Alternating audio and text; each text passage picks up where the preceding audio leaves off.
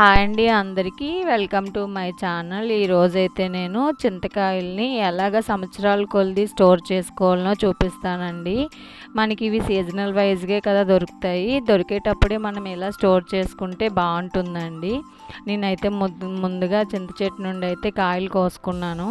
ఇప్పుడు కూడా చింతకాయలు దొరకవు, అది కొంచెం అనాస చెట్టు అండి, అందుకే నాకు దొరికినాయి. ఇగోండి ఇన్ని చింతకాయలు అయితే కోసుకున్నాను.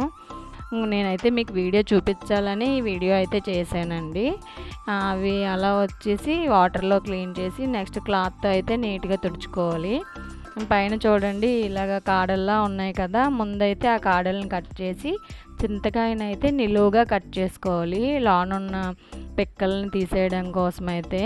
ఎందుకంటే ఆ పిక్కలు ఉంటే మనకేంచి కొంచెం వగరగా ఉంటాయి, కొద్దిగా టేస్ట్ బాగోదు. ఇలాగా కొందరు పిక్కలతో కూడా చేసుకుంటారు, కానీ ఇది మా అమ్మాలు అయితే ఇలాగే స్టోర్ చేసేవారు నాకు తెలిసినంత వరకు. నేను అదే మీకు అయితే చూపిస్తున్నాను ఇక్కడ. ఇగోండి ఇలాగ అన్ని కాయల్ని రెండు భాగాలుగా అయితే చేసుకొని లోనున్న పిక్కల్ని అయితే చాకు కానీ ఏదో ఒక దానితో పాటు తీసుకోవాలి. ఇలాగా నేను నీట్గా పిక్కలను కూడా తీసేసాను. కానీ పిక్కలు కూడా హెల్త్ పరంగా చాలా మంచివండి. మనకి మోకాలు నొప్పులు గట్టా ఉంటే వాటి కోసమైతే ఈ పిక్కలను వాడతారు. పిక్కలతో పాటు చేసుకున్నా కానీ బాగానే ఉంటుంది.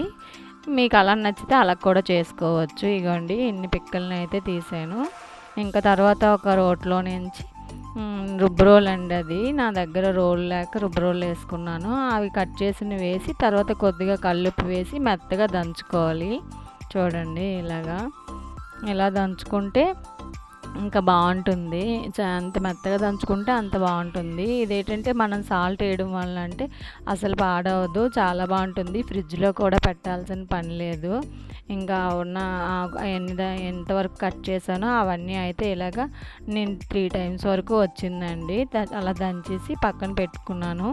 ఇంకా డబ్బాలో పెట్టి స్టోర్ చేసుకున్నాను. ఇందులో మీరు కొంచెం పసుపు కూడా వేసి స్టోర్ చేసుకోవచ్చు అవసరం అనుకుంటే.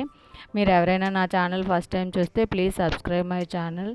Thank you for watching. Please give me A like.